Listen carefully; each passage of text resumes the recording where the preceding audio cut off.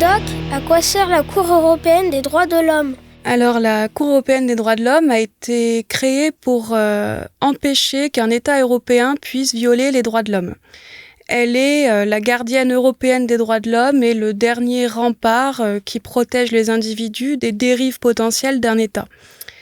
Historiquement, les États européens ont créé le Conseil de l'Europe qui, je le précise, n'a rien à voir avec l'Union européenne, puisque le Conseil de l'Europe, c'est ce qu'on appelle la Grande Europe, qui regroupe 47 États membres, et notamment la Russie et la Turquie.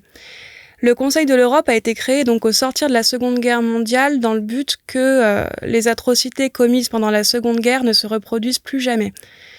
Ils ont alors adopté la Convention européenne des droits de l'homme qui proclame les droits fondamentaux de toute personne humaine, comme par exemple l'interdiction de l'esclavage, le droit à un procès équitable, le droit au respect de notre vie privée, etc.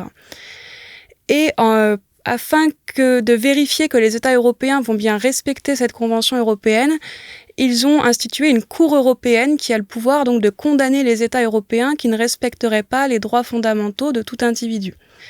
Alors concrètement, la Cour européenne des droits de l'homme, elle a le pouvoir d'offrir une réparation monétaire aux individus qui verraient leurs droits être violés par un État.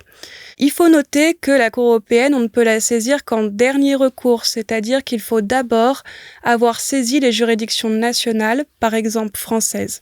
Et il faut donc que les juridictions nationales n'aient pas donné raison à l'individu qui pense que ses droits ont été violés pour que l'individu puisse ensuite saisir la Cour européenne des droits de l'homme. Alors, la Cour européenne des droits de l'homme permet d'uniformiser les standards de protection des droits de l'homme au niveau européen. Et c'est vrai qu'on voit que statistiquement, c'est surtout la Russie et la Turquie qui sont les États les plus condamnés par la Cour européenne. Mais il faut quand même noter que la France n'est pas non plus la meilleure des élèves, puisqu'elle a été condamnée plus de 750 fois depuis la création de la Cour européenne. La France a par exemple été condamnée pour les conditions de détention des détenus, qui sont désastreuses à cause de la surpopulation carcérale et de l'insalubrité. La France a aussi été condamnée pour sa législation relative à la garde à vue, pour des violations en matière de droits des réfugiés et bien d'autres choses. Ce qu'il est important de retenir, c'est que la Cour européenne des droits de l'homme est parfois amenée à s'exprimer sur des affaires très sensibles et très politiques. Notamment, je pense, dans le cas de la France, à la question de la gestation pour autrui, ou la GPA, mais aussi à certains moyens utilisés par les CRS pour contrôler les manifestations.